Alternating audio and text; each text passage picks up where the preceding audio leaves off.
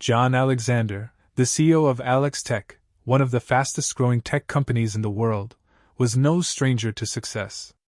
Rising from poverty to become a self-made billionaire, he had spent years navigating the obstacles that come with his position, especially as a black man in a predominantly white, corporate world.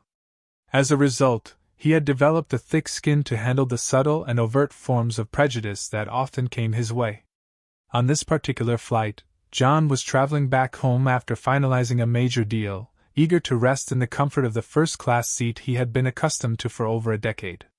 The luxury of first class was not just a perk for him, it was a symbol of his hard-earned success. Yet today, something was different. As he boarded the plane, he made his way down the aisle to his seat in the first-class section. But just as he was about to settle in, a flight attendant approached him with a stern expression. "Sir, this seat is reserved for first-class passengers only," she said, her voice dripping with condescension. "You'll have to move to the back of the plane." John, confused and slightly taken aback, looked around. The other passengers were shifting uncomfortably in their seats, some pretending not to notice the exchange, while others glanced at him with curiosity. For a moment, he questioned whether he had made a mistake, or if there had been some error with his ticket. But when he checked his boarding pass, everything appeared to be in order. John stood his ground, not understanding why this was happening. The flight attendant, undeterred by his hesitation, repeated her demand. "You'll need to move, sir." The reality began to set in. He was being treated like an imposter. A black man in first class? It didn't seem to fit the narrative she was expecting. This wasn't just a mistake or an oversight, it was a clear act of prejudice.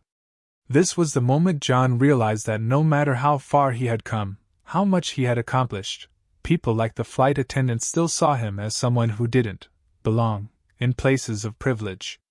And that realization would spark an unprecedented chain of events, forever altering the trajectory of both his personal life and the airline's reputation. The flight attendant's action and John Alexander's reaction. As John stood there, taken aback by the flight attendant's tone and her demand to move, the entire situation began to sink in. He had flown first class countless times before, and never had he encountered such blatant disrespect. But this wasn't just about the seat, it was about something much deeper. The flight attendant's attitude was filled with a sense of entitlement, as if she had the right to decide who deserved the comforts of first class. John could feel the weight of the unspoken assumption in the air, that someone like him, black, successful, self-made, wasn't supposed to be in a place reserved for the elite.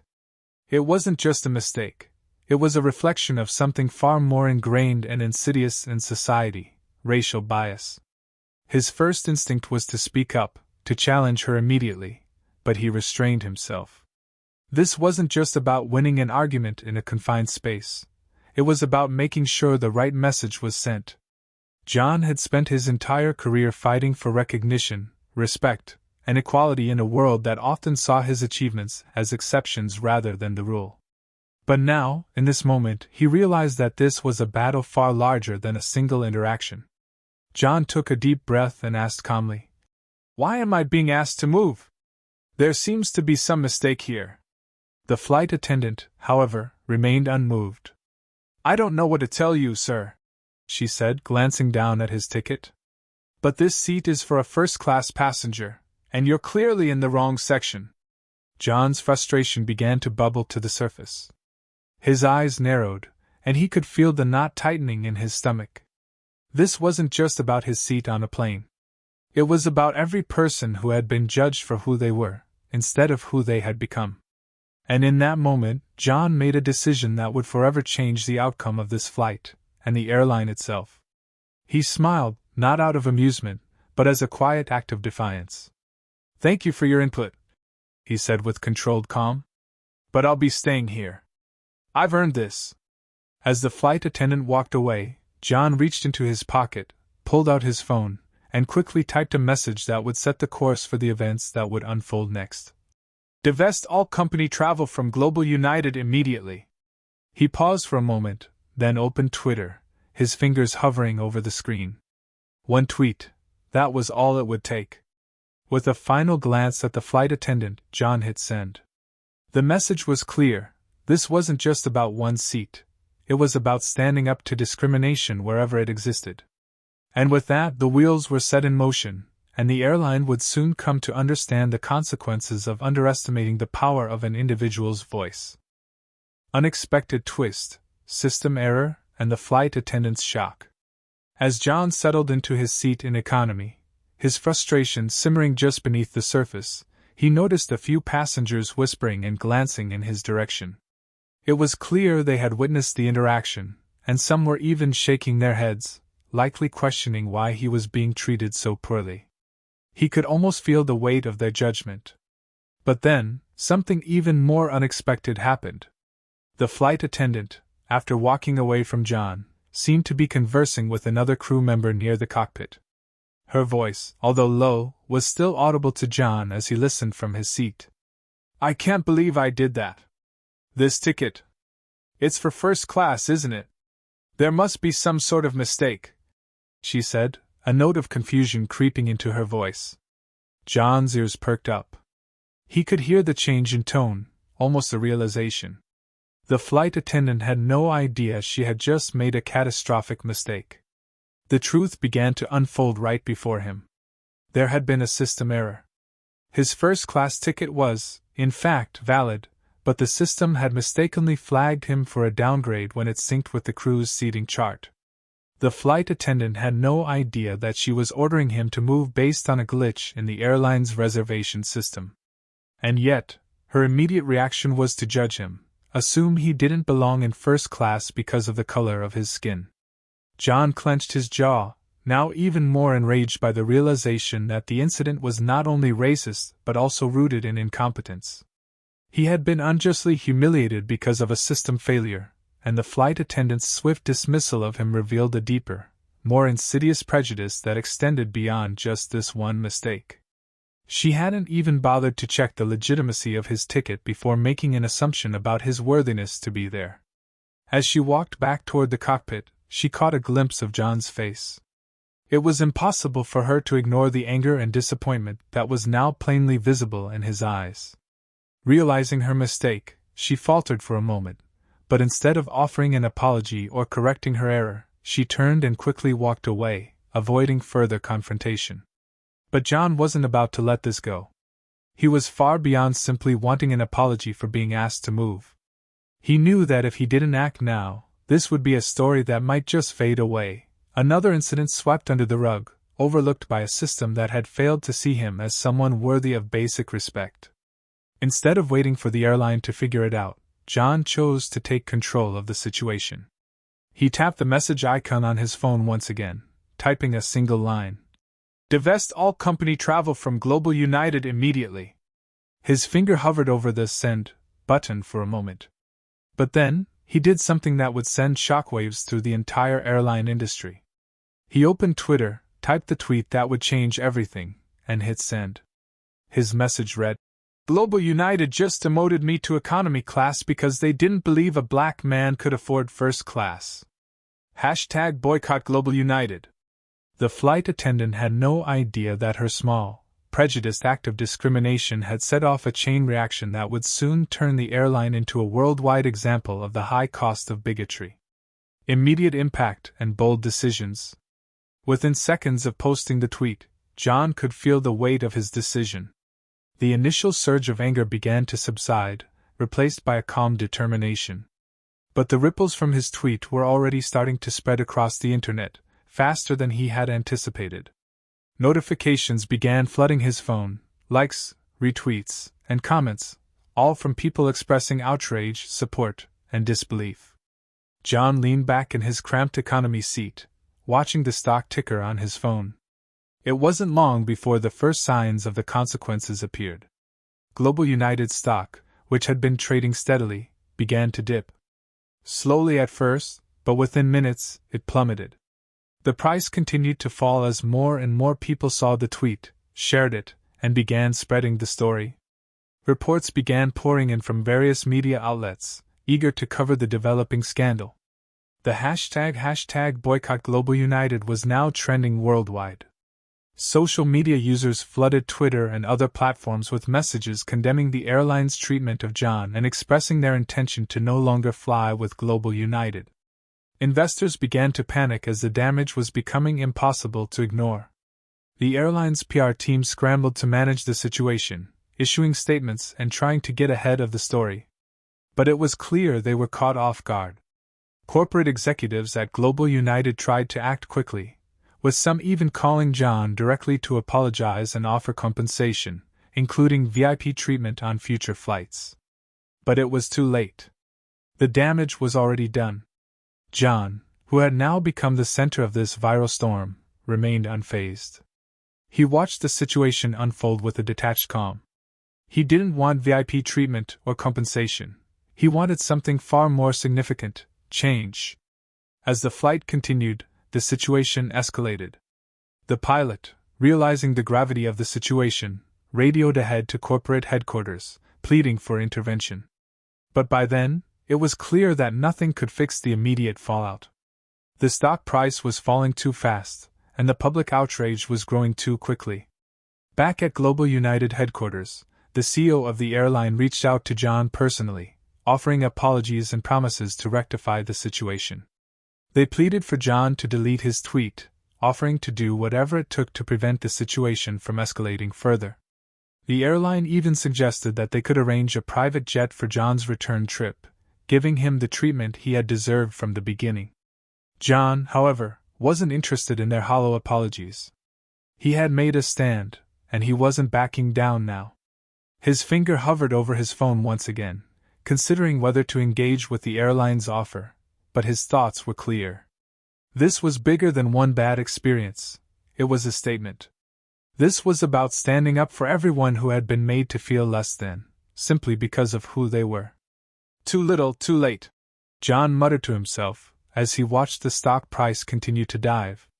His message was already loud and clear: prejudice has a cost. The airline had just learned that the price of disrespecting someone, especially in the era of social media, could be steep and irreversible. As the plane neared its destination, John leaned back, letting the chaos unfold around him. The airline had underestimated the power of a single tweet, and the consequences were just beginning. The airline's reaction and the consequences. By the time the plane touched down, Global United's worst fears had materialized. The stock had plunged even further, losing over $600 million in market value in a matter of minutes.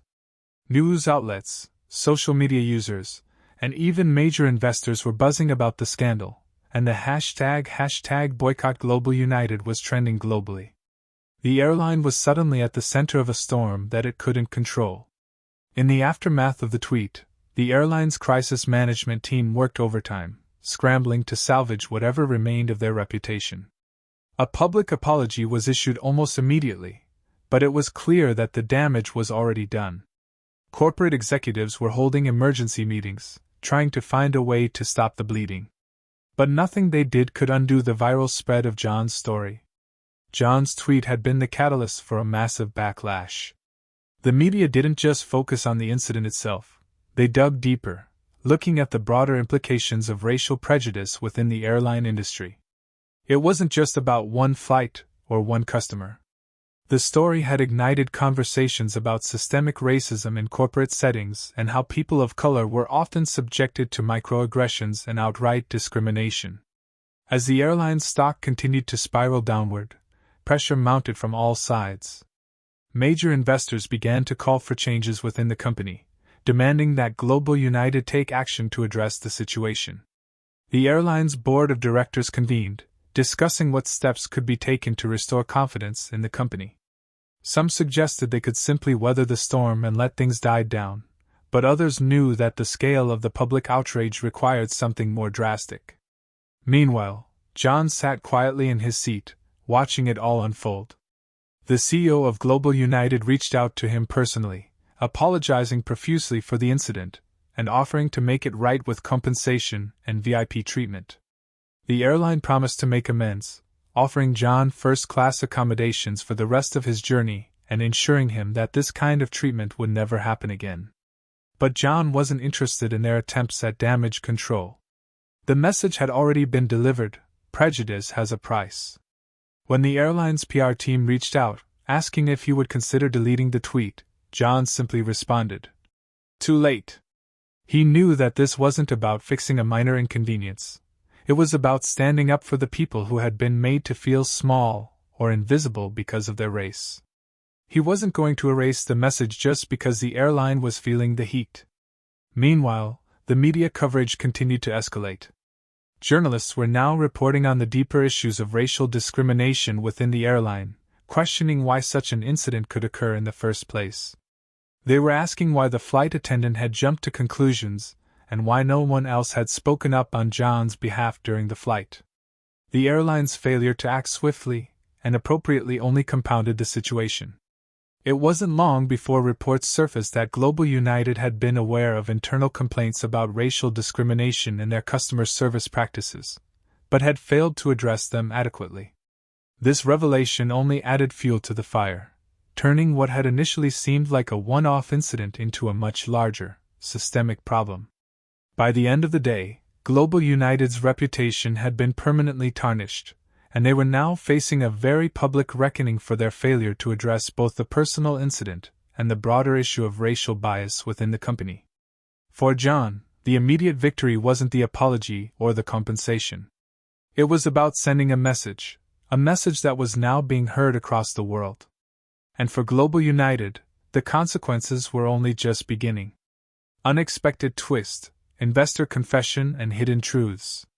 As the chaos continued to unfold and Global United's stock plummeted further, John's phone buzzed again. This time, it wasn't just a reporter or another investor looking to salvage their reputation. It was someone he hadn't expected to hear from, one of the major investors in Global United. The call came through late that evening, after the airline had already announced their emergency measures to address the crisis. The voice on the other end of the line was familiar, but the tone was different. Urgent, almost apologetic. "John," the investor said, "there's something you need to know. Something I should have told you earlier." John was intrigued but remained silent, waiting for the bombshell to drop. The investor continued, "You're not the first to experience something like this at Global United. In fact, there's been an ongoing internal issue regarding racial bias in customer service, especially in first-class seating arrangements. The airline's management, and even some of the senior staff, have known about it for years but swept it under the rug because they didn't want to disrupt operations. They knew it was happening, but no one had the courage to confront it, until now." John's heart raced as he listened. This was bigger than just one flight attendant's error. The entire company, from the ground up, had been complicit in enabling a culture of racial discrimination. And it had been kept hidden behind the guise of business as usual. The fact that it was allowed to fester for so long was not just shocking, it was enraging. The investor went on, almost sounding guilty.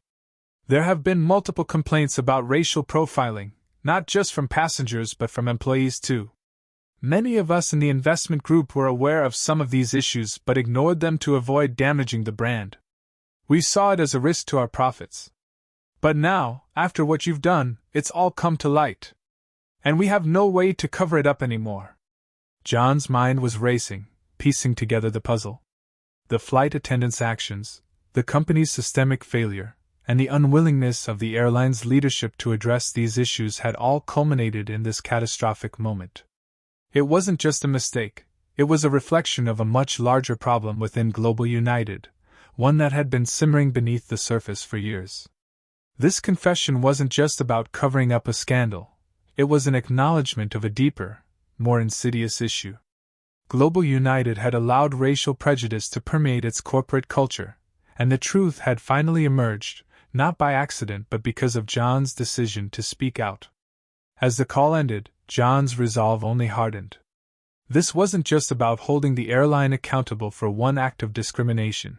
It was about exposing a systemic issue that many had turned a blind eye to for far too long. In the following days, John began working with a few allies from within the company to gather more evidence of these systemic issues. He was determined to ensure that the airline faced not only public backlash, but also serious consequences for enabling such an environment for years. The next steps were clear. If the airline wanted to repair its image, they would have to undergo a complete overhaul, a deep, transparent, and public reckoning. The media soon picked up on this new angle. Investigations into Global United's corporate culture, including past complaints of discrimination, started gaining traction. It wasn't just about one flight anymore. It was about a company that had failed to confront the problem for decades. And now, the truth was out. John had done more than just expose an isolated incident of racial bias. He had cracked open a scandal that would force Global United to reckon with its own ugly truths. The question now was, how would the airline handle the fallout? And more importantly, would they finally take meaningful steps to address the toxic culture they had allowed to thrive? John Alexander's statement and outcome. The next morning, as Global United's crisis management team scrambled to regain control, the media outlets were relentless. The story of John Alexander's experience, combined with the shocking revelation of the airline's systemic racial bias, was the top headline everywhere. The airline's stock continued to fall, and their attempts to salvage their reputation seemed futile. John knew that the only way to truly hold the airline accountable was to speak out publicly. He had already taken action by tweeting and exposing the airline's discriminatory practices, but now, it was time to make a final statement, one that would resonate beyond just the business world. It wasn't about getting compensation or VIP treatment. It was about calling attention to a deeper, more insidious problem that couldn't be ignored. When the press conference was arranged, John appeared calm, collected, and unfazed. He sat in front of the cameras, with a slight, almost thoughtful smile on his face. As reporters crowded around, eager to ask questions, he took a deep breath and began speaking. "This isn't just about me," he said, his voice steady but carrying the weight of the moment. "This is about every person who's ever been made to feel like they don't belong in places they've earned their right to be, simply because of the color of their skin." John paused, letting his words settle in the room. "I didn't share my story because I wanted sympathy. I didn't share it because I wanted to put the airline out of business. I shared it because too many people have been forced to accept things like this for far too long. It's easy to overlook the small moments of discrimination. It's easy to assume that things are fine when you're not the one being affected. But we can't keep turning a blind eye to these issues anymore." The reporters in the room exchanged glances. This wasn't a man who was angry for himself.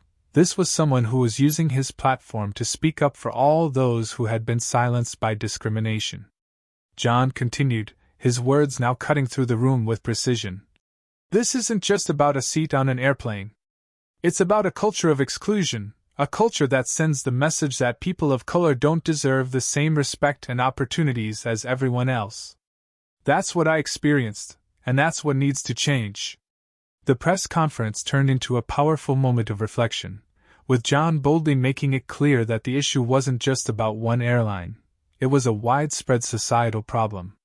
His calm yet forceful delivery ensured that his message would be heard far beyond the immediate press coverage. As the conference ended, John knew that the real battle had just begun. Global United had publicly apologized, but he wasn't satisfied with empty words.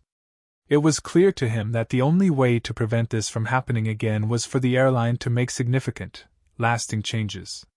The first step would be a thorough internal investigation, with full transparency about the discrimination that had been allowed to persist within their ranks. But John also knew that the true test of the airline's sincerity would come in the months that followed. Were they willing to take real, meaningful action to address systemic bias in their practices? Would they be willing to implement policies that not only apologized but actively worked to prevent such incidents in the future? Weeks later, Global United made their move. The company announced sweeping policy changes, including mandatory bias and diversity training for all employees, a public apology to John and their customers, and the launch of a $10 million diversity and inclusion initiative. But John wasn't fooled by the monetary figure. It was a start, but it was just the beginning. In the end, John didn't care about the money. He didn't care about special treatment. What mattered was the long-term impact of his actions.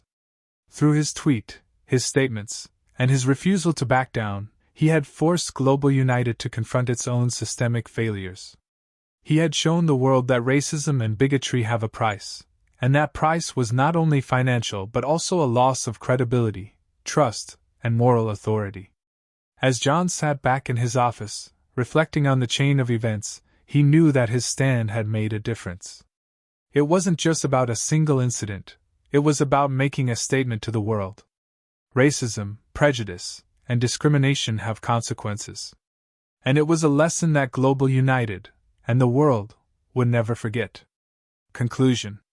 The fallout from John Alexander's actions continued to reverberate throughout the airline industry and beyond. While Global United had publicly apologized and made promises to reform, the public's trust was not so easily regained. John's stand had not only exposed the cracks in the airline's culture but also sparked a broader conversation about systemic racism in corporate America. As Global United began implementing their new diversity and inclusion initiatives, there was still a sense of skepticism. Many wondered whether the company was truly committed to change or if they were simply trying to repair their reputation after a public relations nightmare. The $10 million initiative, though a significant step, was only the beginning, and John knew that the real test would be in the years to come, when the company would have to prove that they were actively addressing the deeper issues of racial bias and inequality within their ranks. For John, however, the story wasn't over. He continued to use his platform to speak out against discrimination in all forms. He worked tirelessly to ensure that the moment of reckoning at Global United didn't become a one-off incident.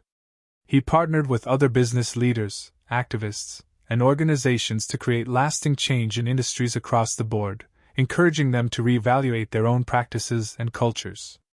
Though the incident had cost Global United millions, it had also opened up a much-needed conversation about race and power dynamics in corporate spaces. For John, the financial impact was secondary. What mattered most to him was the realization that his actions had ignited a conversation that millions were now having, and that in itself was a victory. Months later, John received a letter from the CEO of Global United, expressing gratitude for the changes the airline had made in the wake of the scandal. The letter, however, went unopened. John had already moved on. For him, no amount of compensation, even in the form of a sincere apology, could erase the feeling of being reduced to nothing more than a seat on an airplane. He understood that the road to true change was long and fraught with challenges, but John knew that the impact of his stand had already been felt far beyond the confines of the airline industry. His refusal to accept discrimination had forced the world to reckon with its prejudices, and that was something no airline or company could undo. John's actions had created a blueprint for standing up against injustice in a way that reverberated through industries worldwide. It was no longer just about the man who was asked to move seats. It was about a cultural shift in how we viewed respect, equality, and the cost of discrimination. And as John looked ahead to the future, he knew this fight wasn't over. But with each step forward, the world would be one step closer to creating a more inclusive and just society. Lessons learned. Racial discrimination has consequences. John Alexander's experience demonstrates that racial prejudice, whether overt or subtle, can have severe consequences for individuals and organizations. The immediate financial loss of $600 million that Global United faced in just minutes shows that bigotry, especially in a public and systemic form, can damage a company's reputation and its bottom line. Discrimination, regardless of how small or unintentional, comes with a heavy cost. The power of speaking out. John's decision to speak up, even when it was uncomfortable, played a crucial role in the outcome. By using his platform and social media to expose the incident, he sparked a conversation that went far beyond one flight or one airline. His courage demonstrates the power of standing up against injustice, especially when systemic issues are involved. When individuals speak out against discrimination, it not only brings about personal change but can also lead to societal transformation. Corporate responsibility and transparency. Global United's reaction to the scandal emphasizes the importance of corporate transparency and taking responsibility. The airline's initial attempts to cover up or downplay the incident failed, and only when they acknowledged the systemic issues within their ranks did they begin to make progress in rebuilding trust. This highlights the need for businesses to be proactive, transparent, and take accountability for their actions, especially when dealing with sensitive issues such as race and inclusion. Real change requires more than just apologies. While Global United eventually implemented a $10 million diversity initiative, the true test will be whether they follow through with meaningful, long-term changes to their culture. John's refusal to accept compensation or VIP treatment shows that real change isn't about appeasing the affected individual, but addressing the underlying issues in a sustainable way. It's a reminder that apologies alone aren't enough. Organizations must back their words with consistent actions. The importance of leading by example. John's leadership throughout this incident serves as a powerful example of how leaders can use their influence for good. By standing firm in his beliefs, demanding accountability, and not backing down, he showed that true leadership is about integrity, courage, and standing up for what's right, even in the face of adversity. Leaders must set the tone for their organizations, ensuring that values like respect, equality, and fairness are embedded within the company culture. The ripple effect of one individual's actions. One individual's decision to act can create a ripple effect that leads to widespread change. John's actions set off a chain reaction that not only impacted Global United but also sparked a global conversation about racism in corporate settings. This shows that even the smallest act of defiance against injustice can inspire others to take action, leading to meaningful societal shifts. Challenging institutionalized bias is an ongoing effort. The lesson here is that confronting systemic racism and bias requires ongoing effort, long-term commitment, and vigilance. While Global United took steps to address their mistakes, John's journey is a reminder that corporate culture change isn't a one-time fix. It's a continuous process rooted in understanding, self-reflection, and accountability. In conclusion, this story teaches that standing up against injustice, especially in the workplace, is not only a moral responsibility but also an essential step toward creating a more equitable society. Through individual courage and collective action, we can begin to tackle the deep-rooted issues of prejudice and discrimination that continue to affect us all.